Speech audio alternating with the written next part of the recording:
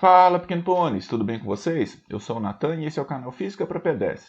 Estou aqui hoje para ajudar vocês do primeiro ano com as atividades do PET, volume 4, semana 1. O que vai ter no vídeo de hoje, pessoal? Basicamente a gente vai fazer as 4 questõezinhas aqui, tá bom? Bora para a questão de número 1.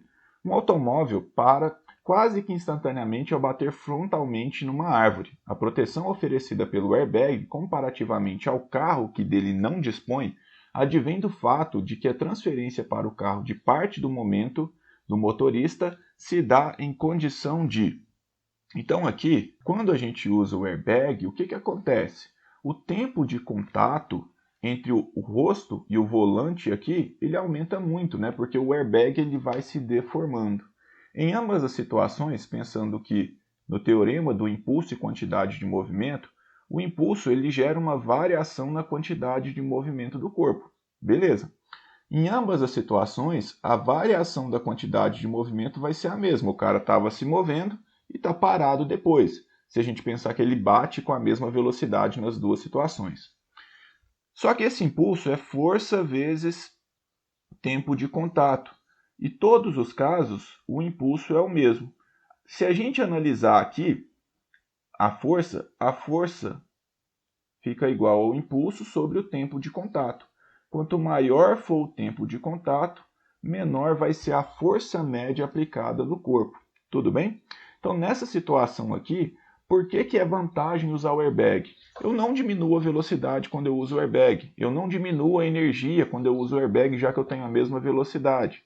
E eu aumento o tempo, consequentemente, eu diminuo a força. Portanto, a melhor resposta aqui é a letra A. Tudo bem? Qualquer dúvida deixa nos comentários que o tio tenta ajudar. Bora fazer a questão de número 2? O gráfico representa a força resultante sobre um carrinho de supermercado, de massa total 40 kg, inicialmente em repouso. Deixa eu marcar essas informações aqui. 40 kg, inicialmente em repouso. A intensidade da força constante, que produz o mesmo impulso que a força representada no gráfico durante o intervalo de tempo de 0 a 25 segundos, é em newtons igual a. Então aqui a gente vai ter que calcular o impulso dessa força variável. Então nessa primeira situação aqui a gente vai calcular o impulso da força variável e depois a gente vai achar a força média que faz esse mesmo impulso. Tudo bem? Então vai ser resolvido em 2 passos.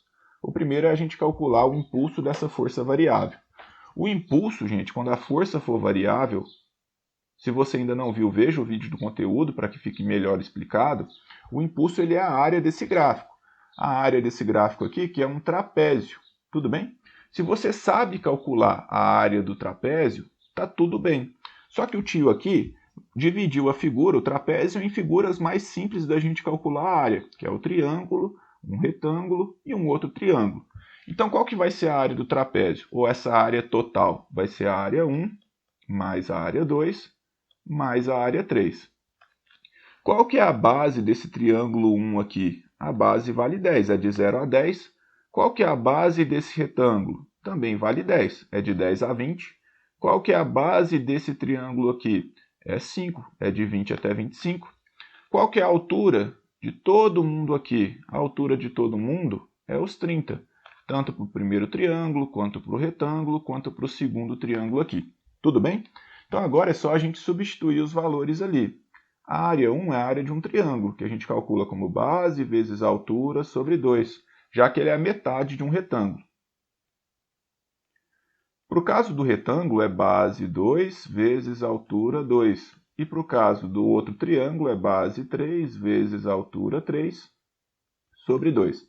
Vamos substituir os valores aqui para a gente poder calcular? Então, o impulso vai ficar base do 1, que é 10, vezes a altura, que é 30, sobre 2, mais base do retângulo, que é 10, vezes a altura, que é 30, mais do triângulo, a base, que é 5, vezes a altura, que é 30, sobre 2. 300 dividido por 2 dá 150. 10 vezes 30 dá 300. E aqui, 150 dividido por 2 vai dar 75. Então, o impulso aqui ficou de 525 newtons vezes segundo. Tudo bem? Então, agora o objetivo é calcular qual que é a força constante que gera o mesmo impulso. Tudo bem? Então a gente já tem o valor do impulso, a gente quer saber uma força constante que faz esse mesmo impulso. Para o caso da força constante, o impulso é a força que atua vezes o tempo de contato que ela atua. Bom, o impulso a gente já calculou, ele vale 525. A força é o que eu quero. E o tempo de contato é de 25 segundos, né? De 0 até 25. A força, então, vai ficar 525 dividido por 25. Que vai dar quanto, Natan? Ué, 525 dividido por 25? 50 dá 2, né? Sobrou 2 aqui. Desce o 5. 25 por 25 dá 1. Então a força aqui é de 21 newtons. Tudo bem? Resposta certa, portanto, letra E. Bora fazer a questão de número 3? 3.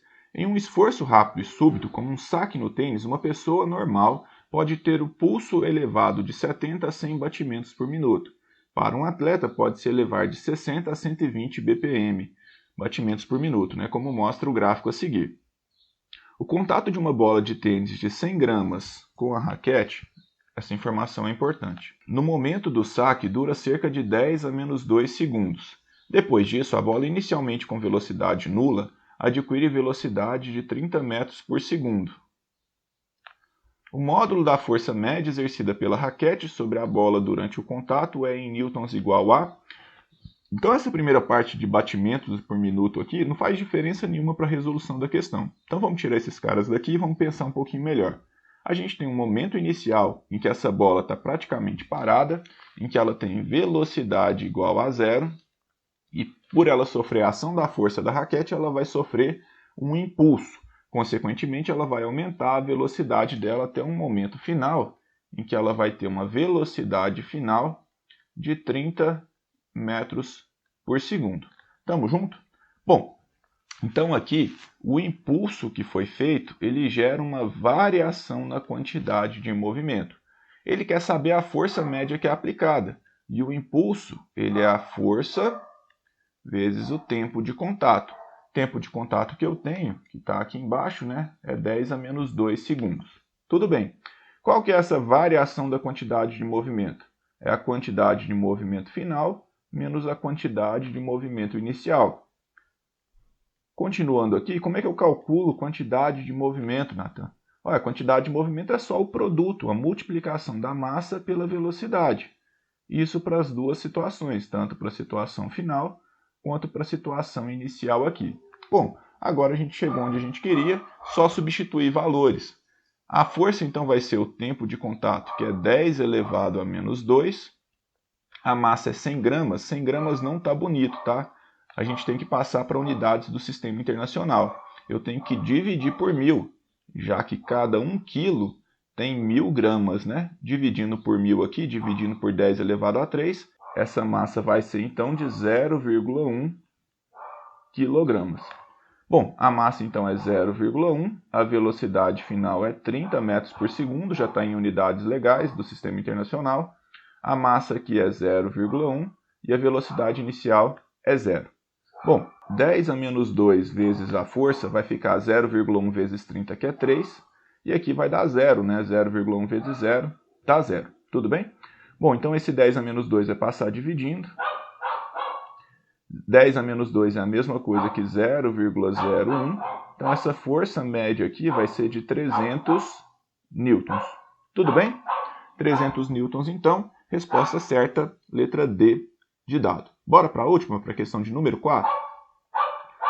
Uma corrida de 100 metros rasos inicia com um disparo. Um atleta de 85 kg parte do repouso e alcança, em 2 segundos, uma velocidade de módulo constante e igual a 2,2 metros por segundo. Então, tempo aqui 2 segundos, a massa dele 85 e a velocidade final 2,2 metros por segundo, sendo que ele parte do repouso aqui. O módulo do impulso médio que o atleta recebe nesses 2 segundos no sistema internacional é... Então ele não quer saber, nesse caso, qual que é a força média. Ele quer saber qual que é o impulso médio. E aí eu tenho a situação inicial e tenho uma situação final. Na situação inicial, a velocidade dele era igual a 0.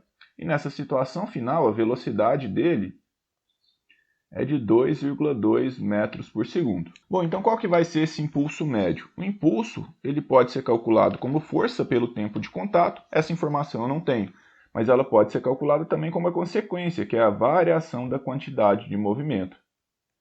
A variação da quantidade de movimento é a quantidade de movimento final menos quantidade de movimento inicial. Quantidade de movimento final é massa vezes velocidade final. Quantidade de movimento inicial é massa vezes velocidade inicial. A massa dele é 85, velocidade final 2,2. A massa dele é 85, velocidade inicial é 0. 85 vezes 0 dá 0. O impulso, então, vai ser 85 vezes 2,2. Quanto que vai dar isso? Aqui, 2 vezes 5, 10. 2 vezes 8, 16. Com 1, 17. A mesma coisa daqui, né? 0, 7, 8, 1. Então, vai dar uma casa decimal lá em cima, uma casa decimal aqui embaixo. 187 newtons vezes segundo, ou quilogramas vezes metro por segundo. Tudo bem? Unidades do Sistema Internacional, portanto a resposta certa é a letra D. Pessoal, esse foi o vídeo de hoje. Espero sinceramente ter ajudado vocês. Se eu ajudei, peço que se inscreva no canal, compartilhe com seus amigos e deixe seu like e um comentário de incentivo, tá bom? Forte abraço para vocês, Feliz Natal, até mais, tchau!